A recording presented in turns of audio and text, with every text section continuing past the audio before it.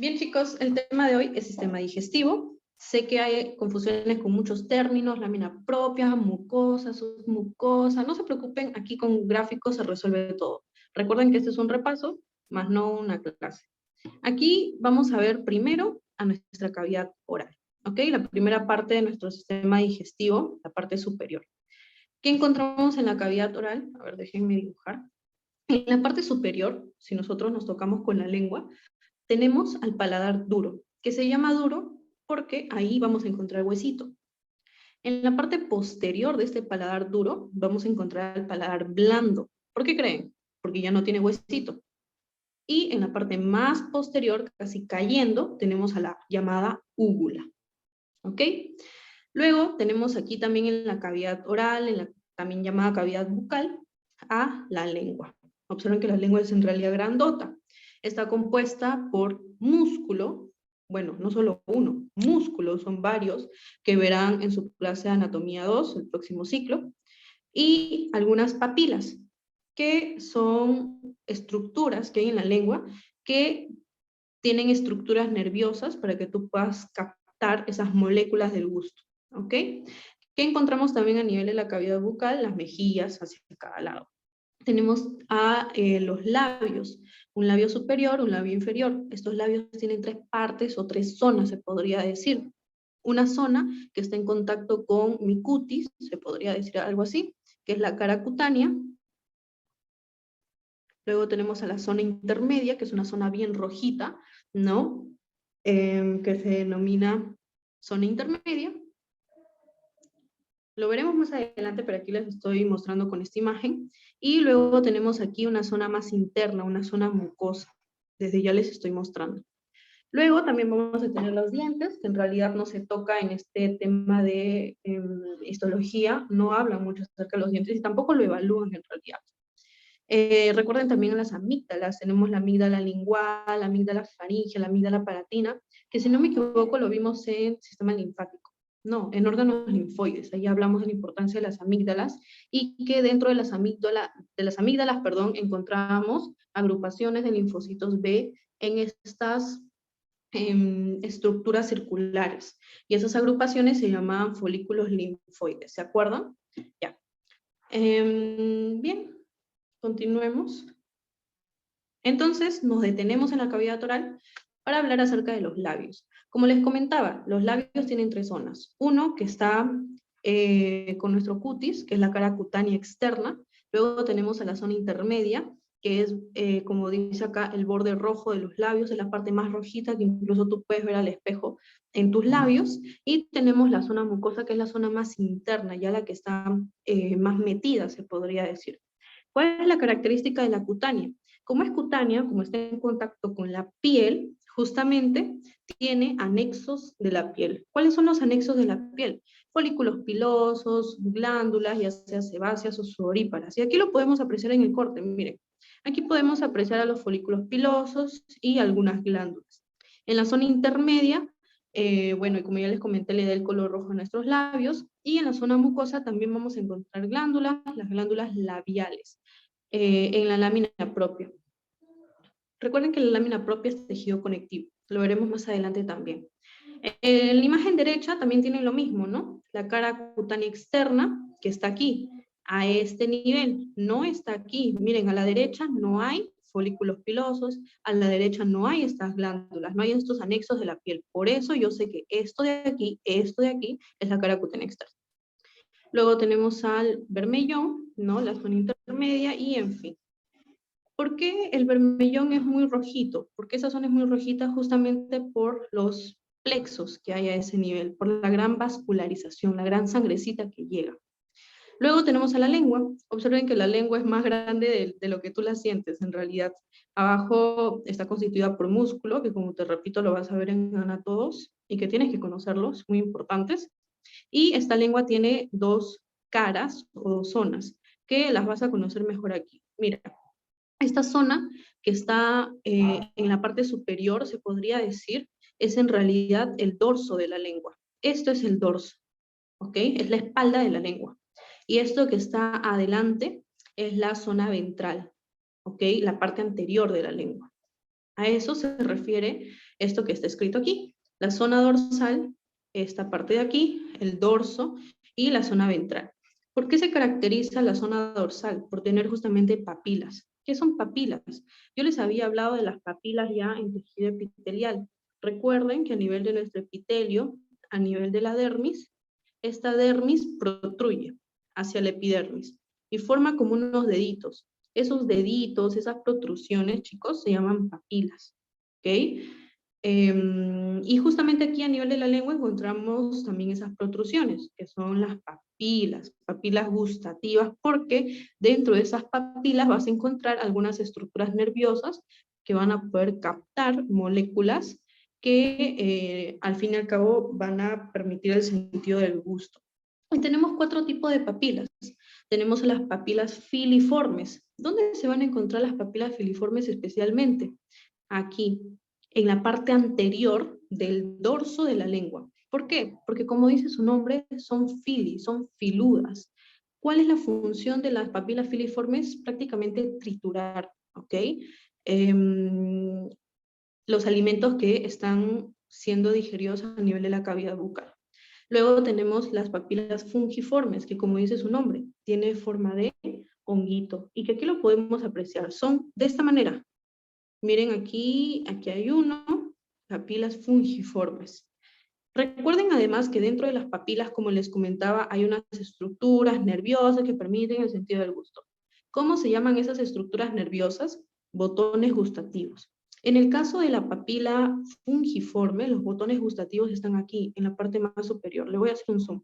Miren esos botones gustativos en la parte superior de la papila fungiforme. Luego tenemos a las papilas circunvaladas.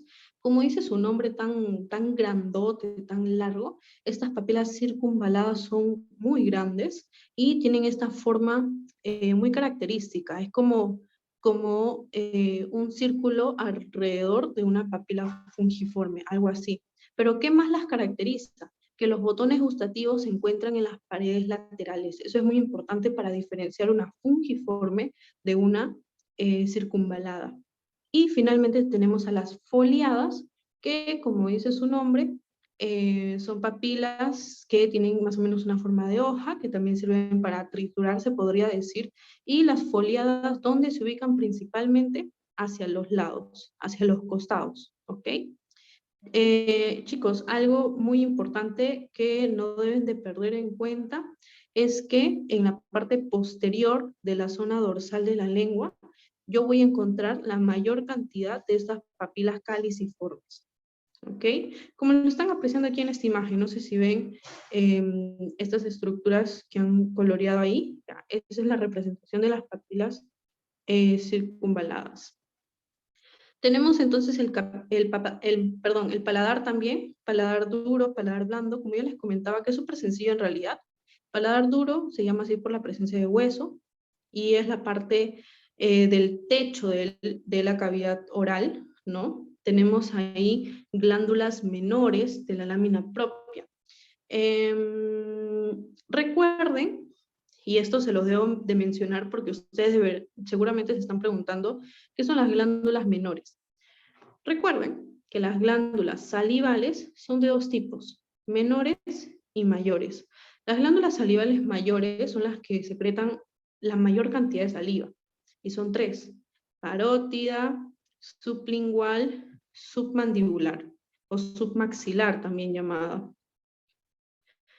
Mientras que las menores son aquellas glándulas que secretan una menor cantidad de saliva y que se encuentran en la cavidad oral. Como aquí, por ejemplo, estamos apreciando que en el paladar duro encontramos glándulas menores. A nivel del paladar blando, ustedes saben que es una membrana que no tiene hueso, por eso es una membrana móvil, una membrana delgadita, que en la parte más posterior forma nuestra úvula. Observen aquí en esta imagen cómo ese paladar blando está mirando tanto al sistema respiratorio, a la nasofaringe, a la bucofaringe y a la cavidad oral. Es por eso que al paladar blando le vamos a dar 2 caras. Una cara respiratoria que mira a esta nasofaringe y una cara digestiva que mira la cavidad oral. y cada cara va a tener un epitelio diferente. La cara digestiva tiene epitelio del sistema digestivo, epitelio estratificado, plano, no queratinizado. Mientras que la cara respiratoria tiene epitelio respiratorio, como dice su nombre. Así de sencillo, chicos. Sigamos. Comenzamos ahora sí con tubo digestivo. Ya vimos a la cavidad bucal y aquí nos presentan algunos conceptos. Chicos, se van a encontrar con muchos libros y con muchos conceptos que ustedes van a tratar de comparar entre un libro y otro. No sé si les pasa, que en un libro leen el término, qué sé yo, bucofaringe, y en otro libro leen el término orofaringe, y ustedes están preguntando, ¿esto y esto son lo mismo? Recuerden que en diferentes libros los autores pueden escribir con diferentes términos, así que no se compliquen mucho con tratar de grabarse los nombres. ¿Por qué? Porque la estructura, los términos que conforman el nombre, te dicen ya a qué hace referencia. Aquí, por ejemplo, te están tratando de complicar en esta imagen un poco la vida, porque te hablan de una hendidura bucal, te hablan de un vestíbulo bucal, te hablan de una cavidad bucal propiamente dicha. ¿Qué entiendes tú por hendidura? Ah, bueno, es un espacio. Es aquel espacio que está comprendido justo por dentro de mis labios, que es el vestíbulo bucal, es la parte de la entradita de la cavidad bucal, porque dice su nombre, vestíbulo bucal. Y la cavidad bucal propiamente dicha, pues incluye al espacio por donde va a pasar los alimentos. Luego tenemos a la faringe. Recuerden que la faringe tiene tres partes: nasofaringe, orofaringe y laringofaringe, o también denominada faringe laringe. Así es como llegamos al esófago. Del esófago hacia abajo, en adelante, tenemos todo el tubo digestivo. Tubo digestivo a través del cual va a pasar el bolo alimenticio. Recuerden que el esófago se va a encontrar justo por detrás de la tráquea. El esófago, al momento que pasa el bolo alimenticio, tiene unos movimientos, o sea, está aquí el bolo alimenticio, está aquí el esófago. El esófago pues no está ahí estático, dejando que el bolo alimenticio pase libremente, sino que al mismo tiempo que pasa el bolo alimenticio, este se mueve. Esos movimientos a lo largo del esófago, a lo largo del estómago, a lo largo del intestino, delgado y grueso, se denominan movimientos peristálticos. O dicho de otro modo, el tubo digestivo tiene peristaltismo. Y el peristaltismo está regulado, recuerden, por el sistema nervioso. Pero ¿cómo es que mi esófago está regulado por células del sistema nervioso? Porque el esófago, al igual que todo el tubo digestivo, tiene capas. Y ahí justamente están los términos de mucosa, submucosa, y lo vamos a ver en una diapositiva posterior. Dentro de esas capas vamos a encontrar células nerviosas, que van a formar plexos, o sea, redes de células. ¿Ok? Algunas células van a formar parte del sistema parasimpático. Recuerden que el sistema parasimpático lo que hace es enviar señales justamente para funciones como el movimiento peristáltico. Es así como el sistema parasimpático estimula a las células que se ubican aquí en estas capas del tubo digestivo para que haya peristaltismo. Les repito, eso está a cargo del sistema nervioso parasimpático. El sistema nervioso simpático es antiperistáltico, antimovimiento del sistema digestivo. Chicos, ¿qué más, qué más, qué más? A ver, sigamos. Luego tenemos a una parte del tubo digestivo que se ensancha con esta forma muy característica, que vendría a ser el estómago. Recuerden que el estómago tiene partes, lo vamos a ver en una diapositiva posterior. Luego del estómago tenemos al intestino delgado. Este intestino delgado también tiene tres partes muy bien delimitadas y ya lo conocen seguramente en su clase de anatomía. Tenemos al duodeno, yeyuno e ilio. Finalmente, desembocamos aquí a nivel del intestino grueso, y el intestino grueso también tiene partes. Esta pequeña, se podría decir, evaginación, bolsita, se llama apéndice. Y el apéndice lo vas a encontrar con diferentes nombres en diferentes libros. Lo puedes encontrar como apéndice así, a secas, o como apéndice vermiforme, o verniforme, si mal no recuerdo. Uy, no, se me fue. Creo que era Berni o Vermi, no recuerdo muy bien. Por ahí si alguien me ayuda sería genial. O también como apéndice secal. Es lo mismo, ¿ok? No, no es otro apéndice que hay en el organismo. Los tres hacen referencia al que está ahí. Luego también tenemos al recto, que básicamente es esa parte recta, vertical, que luego nos va a dar lugar al ano. Y también lo vamos a ver más adelante. Recuerden que la función importante del intestino grueso es la absorción de agua. Y como yo estoy absorbiendo agua, voy a estar formando a su vez al bolo fecal, a la materia fecal. Bien, chicos, con respecto a las glándulas anexas, lo vamos a ver en el siguiente repaso. ¿Cuáles son las glándulas anexas? Son glándulas que están relacionadas con mi sistema digestivo, como por ejemplo el hígado. El hígado, chicos, muy importante, es que produce la bilis, la cual es liberada hacia la vesícula biliar para ser almacenada.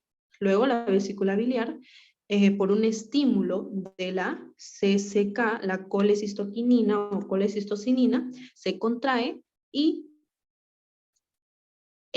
impulsa la excreción de la bilis hacia el intestino delgado. Y eso ustedes ya lo deben de conocer, un poco en la anatomía en su curso, ¿ok? Es muy importante que se puedan ubicar en el espacio, porque eso es lo más importante.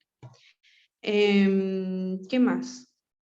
El páncreas también está relacionado con el sistema digestivo. Recuerden que el páncreas tiene una parte endocrina y una parte exocrina. Tiene un conducto a través del cual va a emitir sus secreciones hacia adentro del intestino delgado. ¿Qué otras glándulas anexas tenemos? A nivel de la boca vamos a encontrar las glándulas salivales, las mayores principalmente, las que nos interesan. Tenemos a la parótida, tenemos a la submaxilar o submandibular y a la sublingual, que es importante, o mejor se los comento en el siguiente repaso, sí, porque si no, no vamos a terminar nunca con esto. Con respecto al tubo digestivo, chicos, ¿cuáles son las capas? ¿Cuáles son las capas del esófago, del estómago? Decirles desde ya que son las mismas a nivel de todo el tubo digestivo.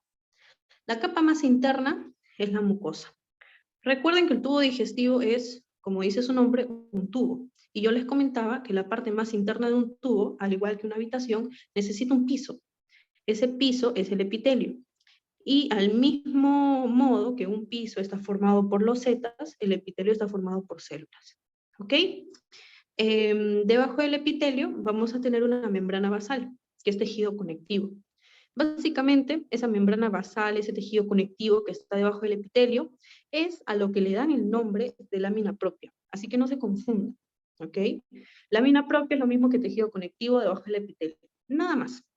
Luego tenemos a la capa muscular de la mucosa o muscularis mucosial, que es en realidad músculo que se ubica en la mucosa. Entonces, básicamente, ¿qué es la mucosa? Epitelio, más su tejido conectivo, más un poquito de músculo. Eso es muy importante que lo tomen en cuenta. ¿Ok? La submucosa se ubica por debajo de la mucosa. Tejido conectivo denso. Recuerden que cuando hablamos de tejido conectivo denso, hacemos referencia a una mayor densidad de fibras. Justamente en la submucosa vamos a encontrar un plexo nervioso, una red de células nerviosas, que se denomina plexo de Meissner. Por debajo, la capa muscular está compuesta por dos capas de células musculares. La capa más interna de células musculares tiene una disposición circular. Se llama capa muscular circular interna. Y la más externa se llama capa longitudinal externa, justamente por la disposición longitudinal de las células musculares. En sencillo, CILE, circular interna, longitudinal externa. ¿Okay? Chicos, ahorita sé que algunos términos de plexo nervioso de Meissner, ustedes quieren saber sus funciones, quieren como indagar más allá, y está bien, lo pueden hacer, pero yo lo que les recomiendo es que tengan una referencia, más no dedicarle mucho tiempo a investigar ese tema, porque eso lo van a ver en cursos posteriores, ¿ok? Nada más como un consejo. Finalmente, la serosa o adventicia. Recuerden que la presencia o de serosa o de adventicia depende de si nos encontramos a nivel abdominal o si nos encontramos a nivel torácico. A nivel abdominal tenemos grasita, grasita que envuelve a los órganos viscerales. ¿Ok? A nivel torácico no, que es diferente. Finalmente, este puede ser tejido conectivo laxo o mesotelio. El mesotelio es la grasita que se encuentra en la cavidad abdominal, que ustedes ya lo están viendo como epiplón mayor, menor, como lo están viendo en anatomía. Esos términos hacen referencia justamente a la grasita que está a nivel del abdomen. Y aquí en la parte derecha pueden apreciar las capas del tubo digestivo. Miren, esto que está más clarito es la mucosa. Más clarito, mucosa. Más clarito, mucosa. Más clarito, mucosa. Pero dense cuenta además cómo esta mucosa es diferente a nivel del esófago, a nivel del estómago, a nivel del intestino, a nivel del intestino grueso. Y eso es lo que más nos suele confundir. A mí también me confundió en un principio. Lo vamos a ver hoy en imágenes para que se comprenda mejor. ¿Ok? Sí, lo vamos a ver después. Luego, debajo de la mucosa tenemos la submucosa, luego tenemos a la capa muscular dispuesta en cile, y tenemos a la capita de recubrimiento que es la serosa o adventicia. Miren, todo es igual a lo largo del tubo digestivo, se los recalco, todo es igual, pero algunas estructuras internas varían. O sea, las 4 capas las vamos a encontrar en todo el tubo digestivo, pero su forma, de repente, la forma de la mucosa, el epitelio cambia un poquito, ¿ok? Miren chicos, el tubo digestivo, como les comentaba, el tubo digestivo cuando está pasando el bolo alimenticio, este tubo digestivo tiene como un shaky, se podría decir, o un movimiento, que se llama peristaltismo. Es un movimiento peristáltico, así se le dice.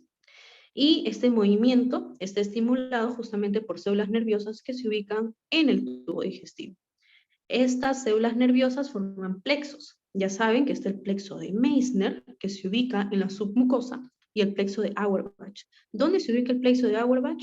Entre la capa muscular circular interna y la capa muscular longitudinal externa. Dicho de otro modo, se encuentra entre la capa muscular. ¿Cuál es su función? Estimular el peristaltismo y la secreción de las glándulas. Todo esto estimulado por el sistema nervioso parasimpático. El parasimpático, recuerden que es el peristáltico. Y aquí en la imagen derecha tienen pues un corte histológico de estas células. ¿Ok? Miren, aquí en la parte inferior pueden apreciar células musculares y aquí tienen, ¿qué será esto? Esta es la mucosa. Aquí podemos apreciar a la submucosa y acá tenemos al plexo de Meissner. Chicos, aquí, las capas. Vamos a seguir recalcando. Primero, comenzamos con el esófago, ¿ok? En el esófago tenemos mucosa. Lo mismo, aquí tenemos a la luz del esófago. Mira cómo esta mucosa, cómo este epitelio es irregular. La luz es irregular, el lumen es irregular, justamente porque este epitelio es así, ¿no? Como pueden apreciarlo, es ondulante, hasta se podría decir. ¿Qué tipo de epitelio encontramos a nivel del esófago? Epitelio estratificado plano no queratinizado. ¿Okay? Recuerden que el queratinizado está en la piel. El tejido conectivo, la lámina propia. La lámina propia está constituida por tejido conectivo. Muscularis mucosae, tenemos ahí musculito, ¿ok? Y glándulas esofágicas. Chicos, hay muchas glándulas a nivel del tejido, perdón, del tubo digestivo. El nombre que reciba la glándula depende de dónde nos encontramos. Así de sencillo. Si estamos en el esófago, glándulas esofágicas. Si estamos en el cardias del estómago, glándulas cardiales. ¿Ok? En general, glándulas gástricas. Y así vamos a ver más adelante. Glándulas pilóricas también tenemos. También tenemos a las glándulas fúndicas en el fundus, perdón, en el fondo del estómago. En la submucosa del esófago, seguimos en el esófago. Tejido conectivo denso, como les comentaba, submucosa es tejido conectivo denso. En la submucosa que encontramos, plexo de Meissner. Estoy en mi esófago. ¿El esófago tiene movimientos peristálticos? Sí. ¿Qué necesito para esos movimientos? Células nerviosas. Las células nerviosas forman plexos. ¿Dónde están esos plexos? Submucosa. Ah, ya, plexo de Meissner. Glándulas esofágicas, como les vuelvo a repetir. Capa muscular o cile. Bueno, ya lo saben, circular interna, longitudinal externa. ¿Qué es lo que ocurre? El tubo digestivo, pues, es un tubo largo, vertical, de manera que lo podemos dividir en 3 partes. Un tercio superior, un tercio medio y un tercio inferior. En el tercio superior vamos a encontrar fibras estriadas, ¿ok? Fibras, células musculares estriadas. En cambio, en el tercio medio encontramos células musculares estriadas y lisas, y las del tercio inferior son enteramente lisas. Son unos pequeños datitos que tienes que conocer. Finalmente, la adventicia serosa es la capa de recubrimiento. Miren, aquí en la imagen se ve súper claro esto. Mucosa, submucosa, aquí están las glándulas, luego tenemos a la capa muscular, muscular circular. Miren esta disposición circular de las células musculares. Circular interna, longitudinal, longitudinal externa. Y finalmente la capita serosa o adventicia. ¿Ok? Listo. Uy, chicos, esta imagen está mal. Esta imagen es de intestino, pero las mismas capas son de esófago, ¿ok? Me acabo de dar cuenta que esta imagen está mal, porque miren, esto está graficando el intestino. Pero lo mismo ocurre en el esófago, ¿ok? El estómago, ahora sí, ¿cuál es la función del estómago? Homogenizar y procesar de manera química los alimentos semisólidos. Recuerden que el estómago tiene un ambiente ácido. Un ambiente ácido ¿debido a qué? Debido al ácido clorhídrico. El ácido clorhídrico es secretado por células que se ubican en glándulas gástricas, o sea, glándulas del estómago. Para que este ácido clorhídrico sea secretado necesita un estímulo. ¿Cómo se llama ese estímulo? No recuerdo si lo mencionan en la clase, pero lo vas a conocer más adelante. Igual lo mencionamos en unas diapos posteriores. También, ¿qué secreta el estómago? ¿Qué encontramos a nivel del estómago para degradar, para procesar de manera química los alimentos? Enzimas. Las enzimas tienen una función química, la función de hidrolizar. ¿Ok?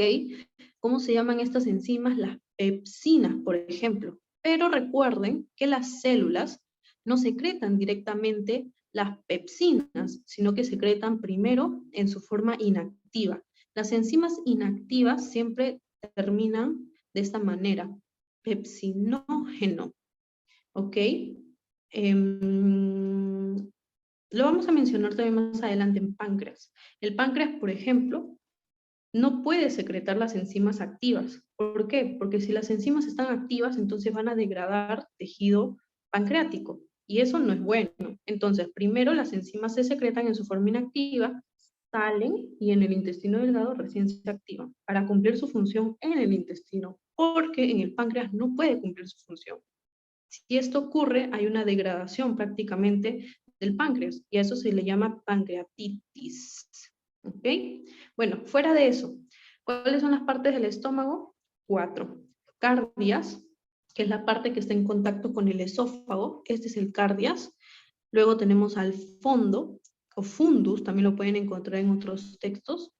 Fundus, el cuerpo, y finalmente el píloro, que es el que desemboca en el intestino. ¿Ok? Listo, chicos. El cardias. ¿Qué encontramos a nivel del cardias? Mucosa, submucosa, muscular y serosa o adventicia. Las mismas capas. ¿Qué es lo que cambia? Bueno, el término que recibe su glándula. Las glándulas cardiales. Al fin y al cabo, todas las glándulas que están en el estómago se llaman glándulas gástricas, pero específicamente, de acuerdo a donde estén, pues serán glándulas cardiales, glándulas fúndicas, glándulas pilóricas. Nada más eso cambia, ¿ok? Miren, aquí por ejemplo, las glándulas cardiales tienen esta apariencia. Son glándulas túbulo enrolladas. ¿Por qué se llaman así? Porque son tubos. Uy, ay, un segundo. Son tubos que están enrollados. Son glándulas túbulo enrolladas. ¿Ok? Así de simple. Luego, estas glándulas están a nivel del fondo y a nivel del cuerpo. ¿Son tubulares? Sí. ¿Pero son glándulas enrolladas? No. Es por eso que se llaman glándulas tubulares simples ramificadas. ¿Ok? simples ramificadas, no están enrolladas. Y de un cuello de la glándula nacen ramificaciones, por eso se llaman glándulas simples ramificadas, que se encuentran a nivel de la mucosa. ¿Cuál es el epitelio también en el estómago? Todo el epitelio del estómago es epitelio cilíndrico simple, eso no se pueden olvidar, epitelio cilíndrico simple. ¿Y por qué es importante? Porque tú puedes apreciar en un corte histológico justamente esa transición entre esófago y estómago. El esófago tiene epitelio estratificado, plano, no queratinizado. Y el estómago cilíndrico simple.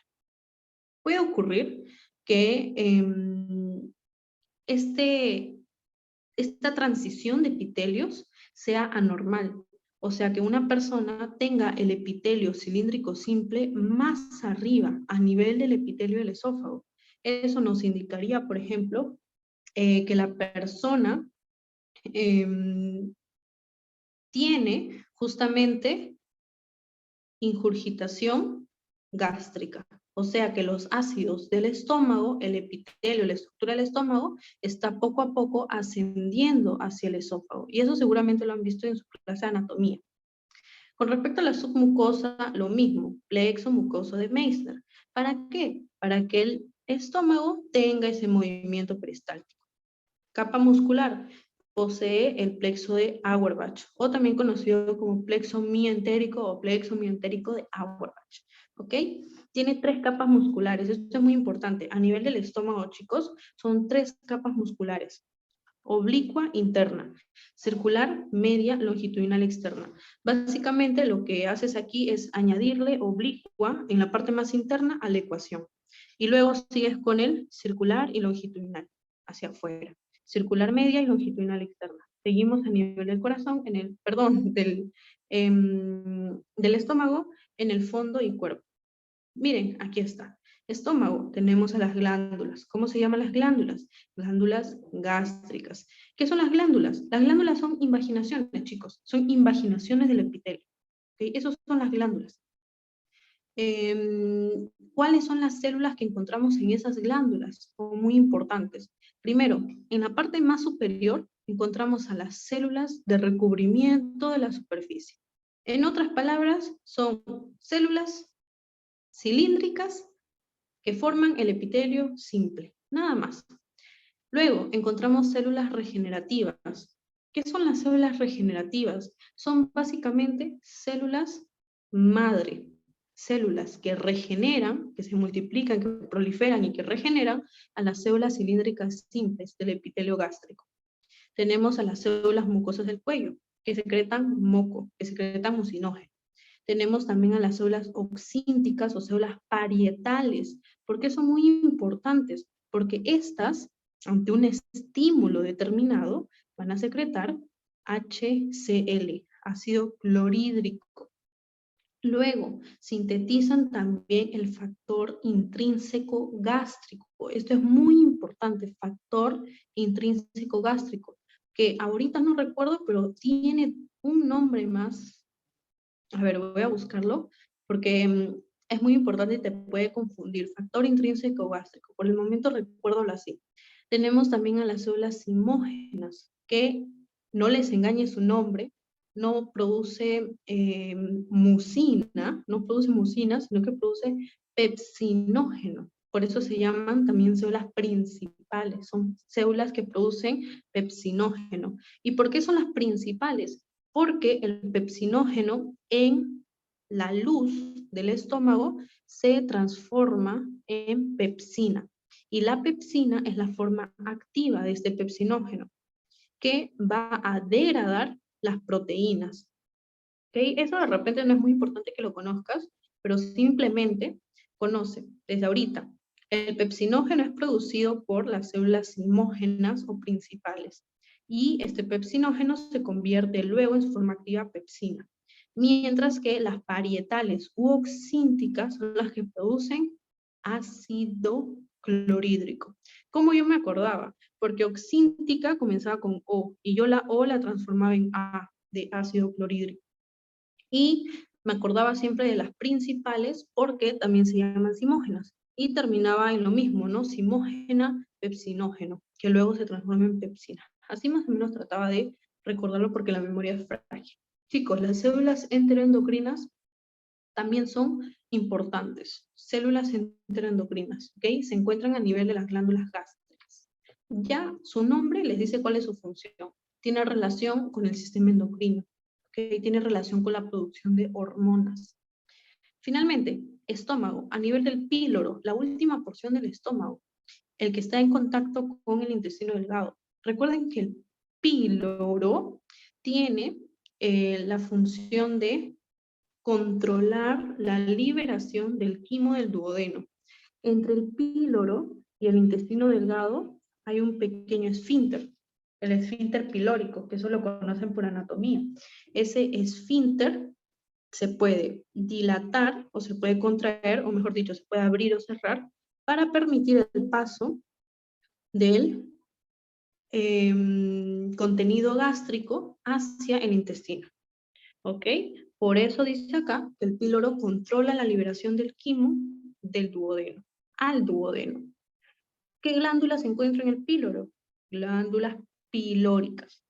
¿Cómo se llaman las glándulas del cardias? Glándulas cardiales. Luego a nivel del fundus, a nivel del fondo, encontramos las glándulas fúndicas. Recuerden que las glándulas cardiales son túbulo enrolladas y las fúndicas, las que están también en el cuerpo del estómago, son tubulares simples ramificadas. Aquí en el píloro vamos a encontrar glándulas ramificadas, como pueden apreciar en la imagen. En otros textos las pueden llamar como glándulas ramificadas, enrolladas justamente por su apariencia. Pero no se compliquen, simplemente glándulas ramificadas. ¿Ok? ¿A qué se refiere con las fositas gástricas? Las fositas gástricas son como el inicio de las glándulas. A eso se refiere. Luego tenemos a las células G. Las células G son las que a nivel del píloro producen la gastrina. Y la gastrina es muy importante, porque la gastrina estimula la producción de ácido clorhídrico por las células oxínticas o parietales. Ya lo vimos anteriormente. Intestino delgado. Chicos, por cierto, cualquier duda que tengan, ya vamos a terminar. Cualquier duda que tengan, me la pueden hacer llegar. Intestino delgado, 3 partes. Duodeno, mira, salimos del esfínter pilórico, estamos en el duodeno, intestino delgado. Luego, aquí hay una pequeña crestita, una pequeña separación del duodeno para hacer yeyuno. Luego el yeyuno se transforma en ilio. Eso con respecto a dónde termina, dónde inicia el duodeno, chicos, deben de tenerlo bien claro en su curso de anatomía, ¿ok? Denle una leída, es muy importante que tengan en cuenta esas referencias. ¿Cuál es la estructura del epitelio, de la mucosa, de la submucosa del intestino delgado? Es un poco curiosa. ¿Por qué? Porque nosotros ya vimos que en el esófago y en el estómago hay invaginaciones. Pero en el intestino delgado hay 4 cosas, claro, 4 cosas alucinantes. Primero, ese intestino es un tubo que tiene epitelio, ya. El epitelio está constituido por células, ya. Primera cosa curiosa, las células del intestino delgado tienen evaginaciones. ¿Cómo se llaman estas evaginaciones? Microvellosidades. Segunda cosa, el epitelio de este intestino delgado se evagina. ¿Cómo se llama esa invaginación del epitelio del intestino delgado? Se llama vellosidad intestinal. ¿Ok? Listo. Tercero, tenemos evaginaciones ya no del epitelio, sino que ahora son evaginaciones del epitelio más submucosa, o sea, mucosa más submucosa. A esas evaginaciones muy grandes, por cierto, ya no se le llaman vellosidades intestinales, sino BC, válvulas conniventes o también conocidas como válvulas de Kerkin. Y última cosa curiosa, a nivel del intestino delgado, muy aparte de estas 3 evaginaciones, o sea, de estas 3 protrusiones, tenemos una invaginación, que es la cripta del Lieberkühn o cripta intestinal. Básicamente, se aprendieron esto, entendieron el intestino delgado. El intestino delgado tiene 3 evaginaciones, una invaginación. O sea, 3 salidas, se podría decir, hacia afuera, y 3 estructuras que se meten, perdón, una estructura que se mete, que se imagina que es la cripta del Lieberkühn o cripta intestinal. Y aquí en esta imagen, yo les he graficado estas evaginaciones e invaginaciones. Miren, aquí en esta imagen, esta es una célula del intestino. Observa que tiene evaginaciones. La evaginación de la célula, o sea, estas cositas que salen, son las microvellosidades. Microvellosidades. Luego, estas células están formando el epitelio. Este epitelio se protruye. ¿Cómo se llaman esas protrusiones del epitelio? Vellosidad intestinal. Luego, el epitelio, mucosa y submucosa, se pueden protruir, formando estas grandes válvulas llamadas válvulas conniventes o de Kerkin, que de otro modo se ven de la siguiente manera. Y esto en una imagen real de intestino delgado se ve justamente de esta manera, solo que pintadito. Por ahí tengo algunas imágenes reales de anato, que son súper interesantes, pero googleen, busquen en internet. Epitelio o intestino delgado por dentro, cómo se ve la imagen real, y van a ver esto igualito. Estas rayas que están aquí son las evaginaciones, las salidas más profundas del epitelio, perdón, del intestino delgado. ¿Cómo se llaman esas evaginaciones que forman estas estructuras de acá? Son justamente las válvulas conniventes o las válvulas de Kerkin. Chicos, me detengo aquí porque esto fue muy confuso para mí en histología y siempre me olvidaba. ¿Cuál era la diferencia entre vellosidad intestinal, válvulas de Kerkin, connivente y la cripta? Así que aquí, con estas imágenes, chicos, no hay pierde. Vamos a repasar con lo que dice aquí en la parte izquierda. Intestino delgado, vellosidad intestinal, que es evaginación de epitelio y su lámina propia. Su tejido conectivo, la membrana basal. Cripta de Lieberkühn, o también llamada cripta intestinal, está formada por las glándulas intestinales, o sea, son invaginaciones. Microvellosidades de los enterocitos son microvellosidades, son evaginaciones de la célula del intestino, que se llama enterocito. Válvulas conniventes o de Kerkin son evaginaciones más profundas. ¿Okay? ¿Cuál es la importancia justamente de este epitelio que tiene esas evaginaciones, esas invaginaciones, que permite aumentar la superficie de absorción? Eso es lo importante, ¿ok? Mientras más salidas, mientras más metiduras, mientras más evaginaciones e invaginaciones tengas, tu epitelio, o mejor dicho, tu superficie es más grande. ¿Por qué? Porque lo estás enrollando. Por ejemplo, el cerebro en realidad no es así, un circulito, sino que el cerebro tiene metiduras, tiene invaginaciones, unas cositas así. Entonces, si tú ves al cerebro en una masita así de manera directa, a ti te parece pues que tiene una superficie pequeña, pero en realidad si la desdoblas, tiene una superficie gigante, una superficie muy grande. Es lo mismo aquí con el intestino. Si lo desdoblas, si le quitas al epitelio todas esas invaginaciones y evaginaciones, es grande. Aquí está arrugadito, ¿ok? Bien chicos, salimos ahora de ahí y vamos a entrar en las criptas, o sea, las invaginaciones.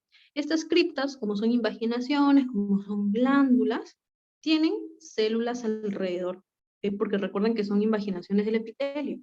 ¿Qué células encontramos en las criptas intestinales? Primero, las más superficiales, aquí las llaman células absorbentes superficiales, que es en realidad un enterocito común y corriente. Célula caliciforme, célula productora de moco, ¿ok? Célula productora de moco. Tenemos luego a las células enteroendocrinas, que están relacionadas con el sistema endocrino en la producción de hormonas. Células regeneradoras, ¿qué son? Ya se los mencioné, células madre o células basales, células regeneradoras, como dice su nombre tal cual. Finalmente, las células de Panet. Chicos, las células de Panet son muy, pero muy importantes. ¿Por qué? Porque a nivel del intestino delgado, tenemos, ustedes saben, a la microbiota. Y la microbiota, pues son bacterias, son virus, son hongos, que nuestro organismo se relaciona con ellos de manera que no nos causan daño, ¿ok? Hay una relación de simbiosis. Es por ese motivo que las células de Panet están ahí para establecer un tipo de control.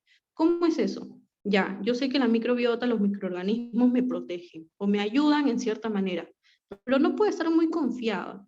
Necesito unas células que estén ahí resguardando.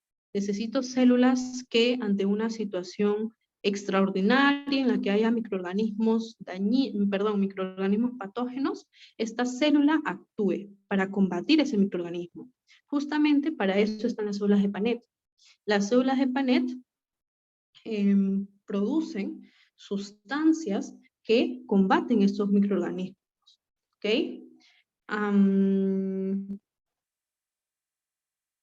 Ya. Con respecto a las células de Panet, aquí les he puesto información, se ubican en el fondo de las glándulas intestinales, aquí en la parte más inferior, producen gránulos acidófilos, producen lisocimas, producen defensinas. Las células M o células de los micropliegues, como dice su nombre, son células que tienen la forma de una M, más o menos así, miren, así. Esas son las células M o de los micropliegues. Tenemos también las células madre, son células regeneradoras. Enteroendocrinas, ¿por qué se llama así? Porque secreta hormonas. ¿Como cuáles? Como la somatostatina. Recuerda que la hormona somatostatina es inhibidora de la hormona somatotropina. Tenemos también a la serotonina. La serotonina es muy importante. Ahorita no te lo voy a mencionar porque no te quiero confundir, pero simplemente ten en cuenta que la serotonina, hormona producida por células que están en mi epitelio intestinal, en mis criptas de Lieberkühn, llamadas enteroendocrinas, porque están en el entero, en el intestino, y se relacionan con el sistema de hormonas, en el sistema endocrino. La secretina también es muy importante. La colecistoquinina es la que estimula la contracción de la vesícula biliar. Chicos, aquí tengo otra imagen, una imagen, un corte histológico, donde pueden apreciar las células enteroendocrinas, las células de Panet, recuerden que producen estos gránulos acidófilos. Miren las células de Panet en el fondo de las criptas, tenemos a las células madre intestinal. Vean cómo cambia de nombre entre un libro y otro, ¿no? Estas dos imágenes yo las saqué de dos libros diferentes. Y miren cómo aquí, en la imagen derecha, les dice, esta célula se llama regeneradora porque regenera, prolifera y produce más células del epitelio intestinal. Pero miren cómo aquí en otro libro llaman justamente esa misma célula, célula madre intestinal. Por eso les digo, como consejo, les puedo dar que no se compliquen mucho con los términos. Si leen bien el tema, se van a dar cuenta cómo es que un autor de un libro diferente usa otro término para hacer referencia a algo que tú ya conoces con otro término. ¿Me dejo entender? Entonces traten de no complicarse mucho con eso, simplemente tomar en cuenta lo que tú conoces y si por ahí ves un término diferente, pues preguntarte, ¿esto hará referencia a lo que yo ya conozco? ¿Cuál es el nombre? Acá dice célula madre intestinal, célula madre intestinal. Y acá me dice célula regeneradora. ¿Será lo mismo? Claro, porque yo sé que una célula regeneradora, como me dice su nombre, es una célula que regenera otras células. ¿Y esta célula madre será lo mismo? Claro, porque célula madre es una célula que prolifera y regenera otras células. Y como está en el intestino, aseguro a este autor le gusta este nombre más que este otro.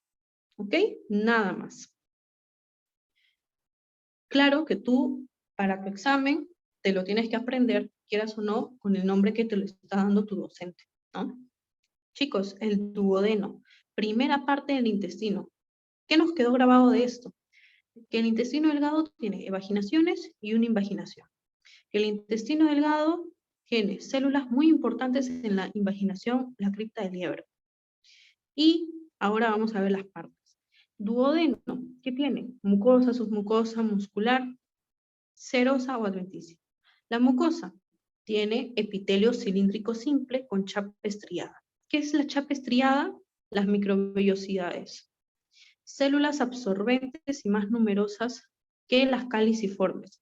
Aquí hay una gran diferencia con respecto a la proporción de enterocitos con respecto a caliciformes, ¿ok? Que poco a poco van a ver, cuando vayamos avanzando en el intestino delgado y en el intestino grueso, van a ver que van aumentando las caliciformes y van a disminuir los enterocitos.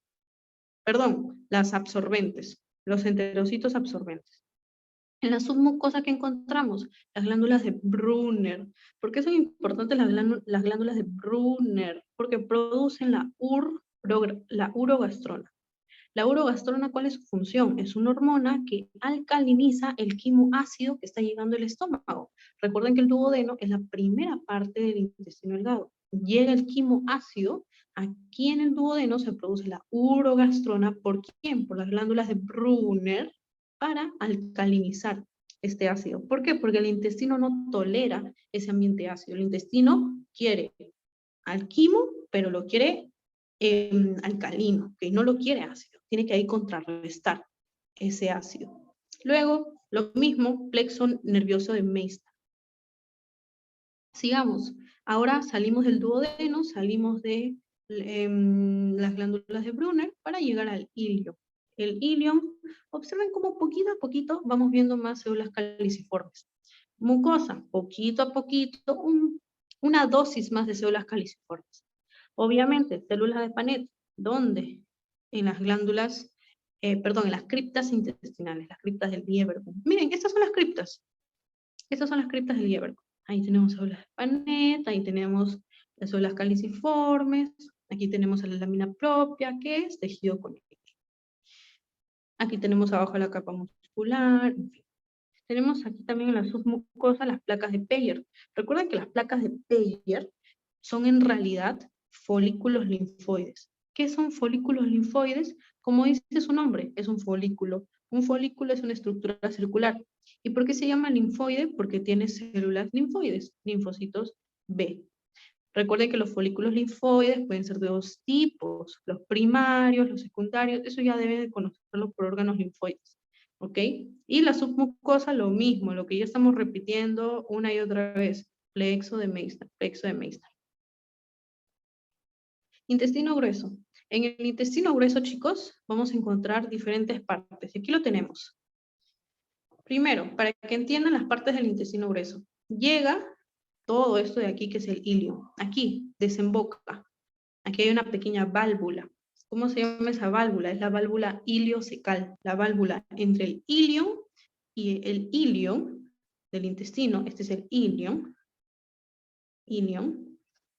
Y el ciego. Esto de aquí, esta primera partecita del intestino grueso se llama ciego. Por eso es que esa transición entre ilion y ciego se llama válvula iliocecal, que en su curso de anatomía ya ahí les corresponde estudiar. Y luego, en el ciego, encontramos una pequeña protrusión, una pequeña colita que se llama apéndice. Recuerden, apéndice cecal. Apéndice verniforme o vermiforme, ahorita no recuerdo si era N o M, es lo mismo. Apéndice a secas también es lo mismo. Luego del ciego ya viene todo lo que es colon. Colon que sube, colon ascendente. Colon que va de manera horizontal. Recuerden que horizontal es lo mismo que transverso. Colon transverso. Colon que baja, colon descendente. ¿Ok? Y aquí encontramos una parte en S del colon. Chicos, todo lo que en nuestro cuerpo tenga una forma de S se llama sigmoideo o sigmoides. Y se van a acordar de mí cuando vean por ahí otros cursos. Sigmoideo, sigmoides, eso es referencia a algo que tiene la forma de un sigma. Sigma, si no me equivoco, es una letra griega que tiene esa forma de S. ¿Okay? Por eso se llama sigmoides, esas estructuras con forma de S. Este es el colon sigmoides, que le sigue al colon descendente. Y luego del colon sigmoides tenemos pues esta parte recta, que se llama recto. Y finalmente tenemos al ano, la desembocadura. ¿Ok? ¿Cuál es la función del intestino grueso? Absorción de agua y electrolitos. Lo mismo, intestino grueso tiene mucosa, submucosa, muscular y serosa o adventicia. La mucosa, ¿qué encontramos en la mucosa del intestino grueso? Aquí ustedes en los cortes histológicos de intestino delgado estaban viendo cómo en el duodeno, por ahí que casi nada de caliciformes. Ilion, ya una dosis extra de caliciformes. y en el yeyuno pues hay un poquito más de caliciformes. En el intestino grueso aumenta mucho más la dosis de células caliciformes. Hay muchas células caliciformes sobre las células absorbentes. Eso también ténganlo en cuenta. ¿Okay? Aquí, en el intestino grueso, ¿encuentro células de Panet? Ya no. ¿Ok? Miren, células caliciformes son más numerosas, no posee vellosidades intestinales, o sea, no hay evaginaciones, no hay vellosidades intestinales. Recuerden que las vellosidades son evaginación del epitelio. Las válvulas conniventes son evaginaciones más profundas. Ya, aquí no hay esas evaginaciones del epitelio, no hay vellosidades intestinales. Hay criptas del Lieberkühn. Tenemos células absorbentes, enterocitos, caliciformes, células madre, enteroendocrinas. Lo mismo, chicos, lo mismo. Algunas estructuras cambian, pero digo, algunas cositas se adicionan, algunas cositas disminuyen, pero la estructura es la misma, las mismas capas, todo. Chicos, este corte histológico está hermoso. Aquí, células caliciformes. ¿Cómo las reconozco? Porque son las células más blanquitas. ¿Y por qué son las células más blanquitas? Porque almacenan mucinógeno en su citoplasma. ¿Okay? Lo mismo, mucosa, muchas células caliciformes como pueden apreciar aquí. Miren, estas glándulas son características del intestino grueso. Finalmente, ya terminamos, recto. El recto comprende una parte superior y una parte distal. La parte superior es el recto propiamente dicho y la parte inferior es el conducto anal. Chicos, recuerden siempre que el término propiamente dicho es como la estructura en sí, o sea, lo que realmente recibe ese nombre. Por ejemplo, en la cavidad bucal, estábamos hablando de una cavidad bucal propiamente dicha. ¿Por qué? Porque el vestíbulo bucal, por ejemplo, no comprende la cavidad bucal propiamente dicha. O sea, el vestíbulo bucal es como la entradita, no es la cavidad en sí. Entonces, le llaman cavidad propiamente dicha, pues, a lo que en sí es la cavidad. ¿Me dejo entender? Entonces, aquí el recto se divide en la parte superior porque es la parte que en sí es el recto. La parte inferior está en contacto ya con lo que viene a ser el ano. Es por ese motivo que en sí no es el recto. Por eso ya le damos otro nombre.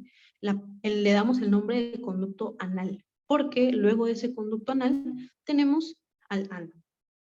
¿Okay? Repito, para que no se compliquen. ¿Cuáles son las partes del recto? Superior, propiamente dicho. Inferior, en contacto con el ano, conducto anal. ¿Cuáles son las características? Bueno, la parte superior tiene aún glándulas intestinales o del Lieberkühn, que son un poco más largas. Tenemos también a las columnas de Morgagni. ¿Qué son las columnas de Morgagni? Son estas estructuras que están apreciando aquí. Son estas columnitas que en la parte baja forman estas válvulas. Estas válvulas no están a diferentes niveles, no está una válvula arriba, una válvula abajo, otra arriba y otra muy abajo. No, están a un mismo nivel.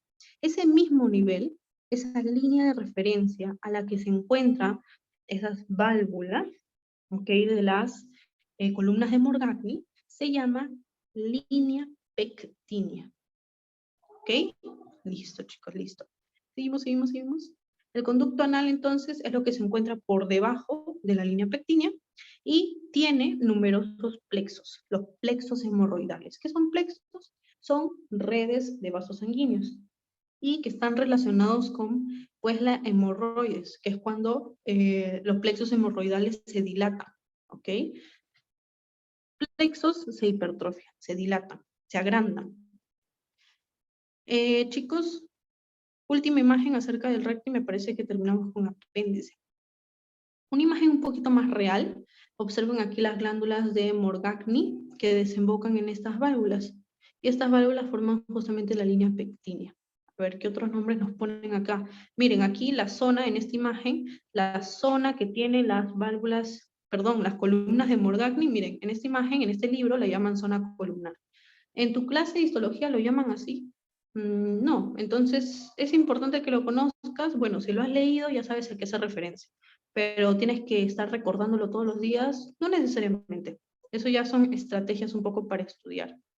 Luego tenemos el término ano recto. Hace referencia justamente a la parte del ano en intersección justamente con el recto.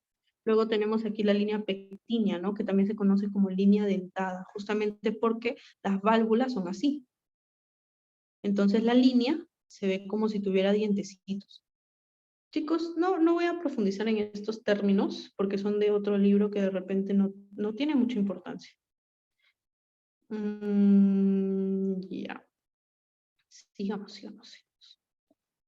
Finalmente, apéndice. Recuerden que el apéndice es esta extensión, esto de acá, esta extensión del ciego. Ya saben que es el ciego. ¿Por qué se llama ciego? Porque justamente aquí, después de la válvula iliocecal, es como si todo lo que llega cayera aquí a este abismo. Por eso se llama ciego. No sé si me dejo entender. Miren, aquí está el ilion llegando. Está por aquí la materia que llega del intestino delgado y luego se encuentra con la válvula iliocecal y pasa al intestino grueso. Pero el intestino grueso aquí tiene justamente esta bolsita. Entonces ahí cae. Por eso se llama ciego. ¿Okay? Ahí tenemos una extensión del ciego que es el apéndice vermiforme, apéndice cecal.